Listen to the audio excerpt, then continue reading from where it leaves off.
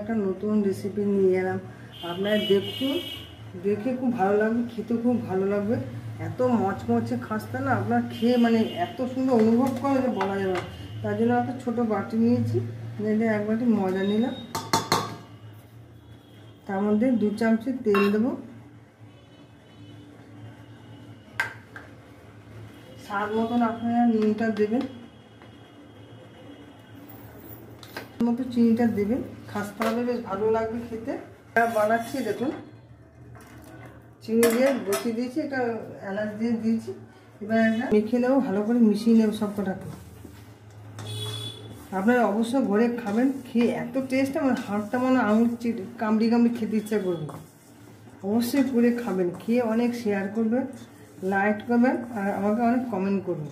বন্ধুরা, ফুলের নিমকি বানাবো, অবশ্যই আপনার ঘরে খাবেন, খুব এত স্বাদ লাগবে না, মাছ মাছে মুখে দিলেই গলে যাবে। হয়ে গেছে আমার মেশানো, এরকম হলে ভাবলাম ধরুন তাহলে হয়ে গেছে, ওটা দেখুন ভেঙে যাবে, খাস্তা হয়ে গেছে। আমি অল্প অল্প জল দিয়ে মেখে নেবো, যেমন আপনার লুচি করে না সেরকমভাবে আমি করবো। ওটা হয়ে গেছে দেখুন, আমি একটু রেস্টে রাখবো, ওটাকে 5 মিনিট রেস্টে রাখবো।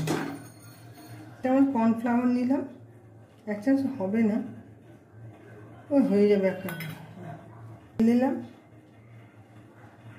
আর একটু তেল লাগবে, তো হবে না, আর একটু তেল দিলাম। এটা দিয়ে 1/2 চামচ বেকিং পাউডার দিলাম, বেকিং সোডা দিয়েছি, পাউডার নয়। মিশিয়ে নেব, সুন্দর রেস্ট হয়ে গেছে। আমি এখন হাতে একটু এঁকেও নিচ্ছি।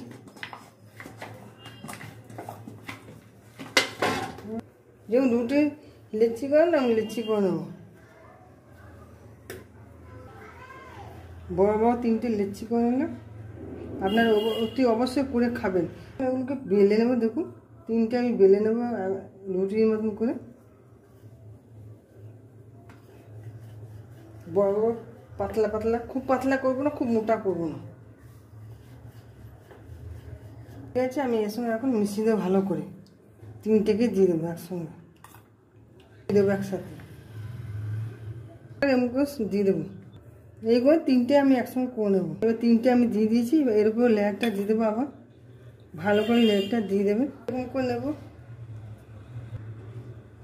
এর মধ্যে আবার লেয়ারটা দিয়ে দিলাম, এর উপর আবার লেয়ারটা দিয়ে করে দেবো। 5 মিনিট রেস্টে রেখে দেবো, বলবো বেলে নেবো।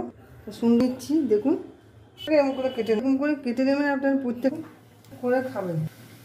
আপনার